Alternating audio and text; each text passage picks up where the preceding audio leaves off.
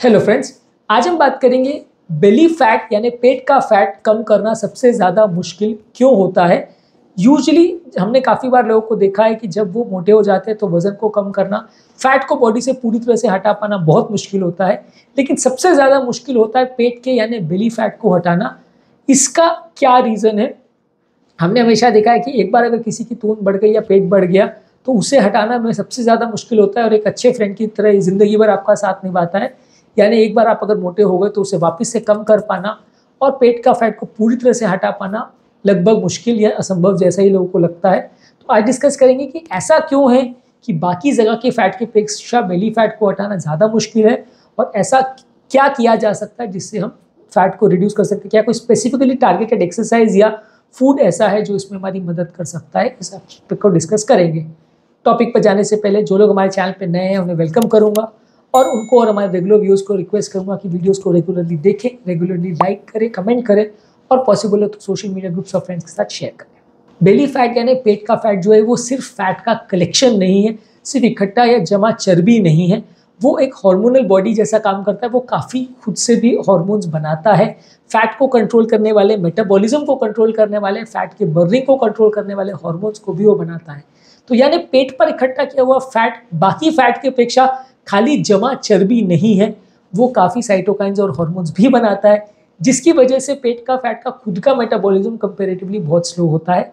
ये एक इंपॉर्टेंट कारण है कि पेट का फैट सबसे ज़्यादा नुकसानदायक भी होता है। हमेशा ऐसा देखा गया है कि बॉडी के फैट के कंपैरिजन में जिनके भी पेट पर फैट हो उनको हार्ट के ब्लॉकेजेस, लकवा और कार्डियोवास्कुलर प्रॉब्लम्स कंपैरेटिवली ज़्यादा होते हैं बाकी जगह के फैट के कंपैरिजन में। हमेशा हम पेशेंट को भी ये बोलते हैं कि बाकी जगह फैट भले हो लेकिन पेट पर फैट नहीं होना चाहिए। ये सबसे ज़्यादा डायबिटीज़, कोलेस्ट्रॉल और सारी बीमारियों के साथ रिलेट करता है, क्योंकि वो सिर्फ फैट का इकट्ठा गुच्छा नहीं है जिसको हमने काट के निकाल दिया और सब खत्म हो जाएगा। फिर पेट का फैट जो है वो बहुत सारे अबनॉर्मल या ख़राब हार्मोन्स भी बनाता है जो कि हमारी भूख को बढ़ाते हैं और जो कि हमारे एपेटाइट को गलत वे में रेगुलेट करते हैं, जिसकी वजह से हमारे कोलेस्ट्रॉल कंट्रोल बिगड़ता है, इंसुलिन सेंसिटिविटी बढ़ती है जो कि डायबिटीज़ में सबसे इंपॉर्टेंट रिस्क फैक्टर है। इसलिए कहा जाता है कि पेट में अगर फैट होगा तो वो सबसे इंपॉर्टेंट रिस्क फैक्टर होता है डायबिटीज़ होने का। जहाँ तक जिसको भी बेली फैट या तोंद होगी उनको ज़्यादातर लोगों को डायबिटीज़ हो ही जाती है। तो इसीलिए पेट का जो फैट है वो बाकी बॉडी की फैट की अपेक्षा सिंपल फैट नहीं है, वो काफ़ी नुकसानदायक हार्मोन्स और साइटोकाइंस बनाता है। और जब वो डायबिटीज़ क्रिएट करता है तो वो एक तरह से अपने आप को खुद को प्रोटेक्ट करता है, क्योंकि बॉडी में जब इंसुलिन रेजिस्टेंस होता है तो बॉडी में इंसुलिन बढ़ते जाता है। क्योंकि इंसुलिन रेजिस्टेंस का मतलब ये है कि बॉडी रिसेप्टर के लेवल पर इंसुलिन का काम होने नहीं देती है। यानी इंसुलिन बॉडी में एक्सेस बनते जाता है लेकिन जहाँ पे जिस सेल के रिसेप्टर पर उसको काम करना चाहिए वहाँ वो काम नहीं कर पाता है। अब इसकी वजह से ज़्यादा इंसुलिन बनते जाता है और इंसुलिन का अपना खुद का काम ये है कि वो फैट बर्न होने नहीं देता, क्योंकि इंसुलिन बेसिकली बॉडी में तब ज़्यादा बनता है जब ग्लूकोज ज़्यादा होता है। तो बॉडी का नॉर्मल कॉन्सेप्ट क्या है कि अगर ग्लूकोज ज़्यादा है तो इंसुलिन बनाओ और इंसुलिन जो है ब्लड के ग्लूकोज को ठिकाने लगाएगा, फैट उनको बनाएगा। तो जब इंसुलिन ज़्यादा होता है तो वो ग्लूकोज को फैट में कन्वर्ट होने देता है, फैट को वापस इंसुलिन बनने नहीं देता। क्योंकि अगर नॉर्मल बॉडी के हम सोचें तो फैट अगर बनता रहेगा और फैट से अगर इंसुलिन हटता रहेगा तो ब्लड ग्लूकोज कम होगा, लेकिन अगर फैट का जलना या फैट का लाइसिस चालू रहा तो ब्लड ग्लूकोज वापस बढ़ता रहेगा, तो इंसुलिन उसको भी रोकता है। तो जब पेट का आपका बेली फैट जो है वो साइटोकाइंस बनाता है और आपके हंगर सेटाइटी हार्मोन्स को रेगुलेट करता है, तो जब इंसुलिन रेजिस्टेंस इनकी वजह से होता है, इंसुलिन बढ़ता है, तो ये इंसुलिन पेट के फैट को कम होने बिल्कुल नहीं देता, क्योंकि व्यक्ति को एक डायबिटीज़ जैसा सिस्टम चालू हो जाता है, इंसुलिन बढ़ता चला जाता है और इंसुलिन फैट को जलने नहीं देता। आप कितनी भी एक्सरसाइज करते रहो पेट का फैट नहीं जाता है। इसके अलावा पेट के फैट में एक और इम्पॉर्टेंट इशू है कि पेट के फैट में ब्लड सप्लाई कंपेरेटिवली कम है। अब कहीं पे भी फैट को यूटिलाइज होने के लिए पर्याप्त ब्लड सप्लाई होना जरूरी है कि ब्लड वहाँ पे जाएगा, फैट सेल से रिएक्ट करेगा और उनके फैट के पार्टिकल्स को लेके ब्लड में आएगा और उनको मेटाबोलाइज करवाएगा। पर ब्लड सप्लाई कम होने की वजह से वो एक कोने में पड़ा रहता है, यूटिलाइज बहुत कम हो पाता है। हाथ पाँव के कंपेरेटिवली में जो जमा फैट होता है वो ज़्यादा जल्दी ब्लड सप्लाई होने की वजह से यूज़ हो जाता है, पेट का फैट नहीं हो पाता है। तो इसीलिए हाथ पाँव का फैट सबसे पहले बॉडी यूटिलाइज करती है, पेट का फैट को लास्ट में यूटिलाइज करती है। ये वैसे ही है कि जैसे हम पैसे को सेव करके रखते हैं कि थोड़ा पैसा हम पर्स में रखते हैं, फिर पैसा हम नज़दीक की अलमारी में रखते हैं, फिर लॉकर में रखते हैं, उसके बाद भी कुछ पैसा बचता है तो अंदर छुपे हुए तहखाने या तिजोरी में रखते हैं। तो पेट का फैट जो है वो हमारे तहखाने या तिजोरी जैसा है, जिसमें हम सबसे लास्ट में उसको यूज़ करते हैं। बाकी सारी चीज़ों में हम पहले यूज़ करते हैं। मतलब घर पे अगर क्राइसिस है तो सबसे पहले आप पर्स में रखा हुआ या जेब में रखा हुआ पैसा निकालोगे, फिर अलमारी में से निकालोगे, फिर अलमारी के लॉकर से निकालोगे, उसके बाद भी प्रॉब्लम हुई तो एफडी तोड़ने जाओगे या तिजोरी में से पैसा निकालोगे जहाँ पे आपने सोना वोना छुपा के रखा था बहुत फ्यूचर के लिए। तो पेट का फैट एक तरह से बॉडी का लास्ट रिजॉर्ट वाला जगह है जहाँ पे बॉडी सब कुछ सेव करके रखती है, उसको यूज़ नहीं करना चाहती जब तक उसको बहुत ज़्यादा मजबूर ना किया जाए। तो इसलिए बाकी फैट की अपेक्षा पेट का फैट सबसे लास्ट में यूटिलाइज होता है, बाकी फैट जल्दी यूज़ होता है। तो जब भी आप कैलोरी लूज करना चाहते हो तो बाकी शरीर से फैट निकल जाता है, पेट पर तोंद फिर भी लंबे समय तक चलती रहती है और जब सब निकल जाता है फैट उसके बाद ही पेट आपका फैट छोड़ता है।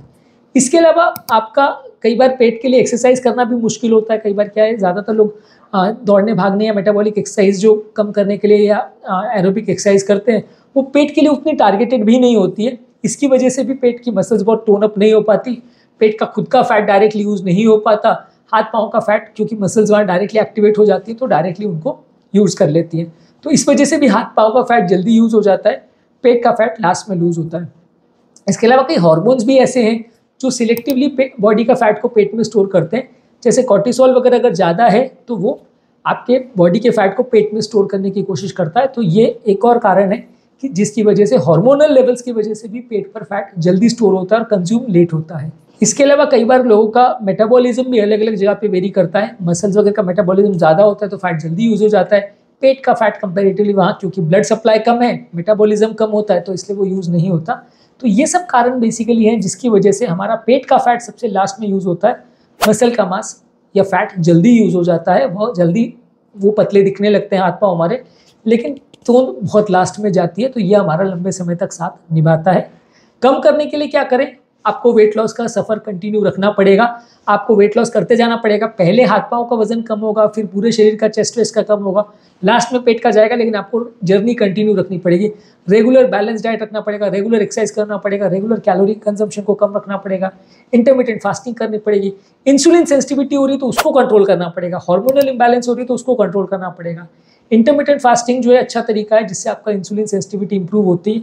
काफ़ी पेशेंट्स में डायबिटिक रिवर्सल भी इसमें देखा गया है।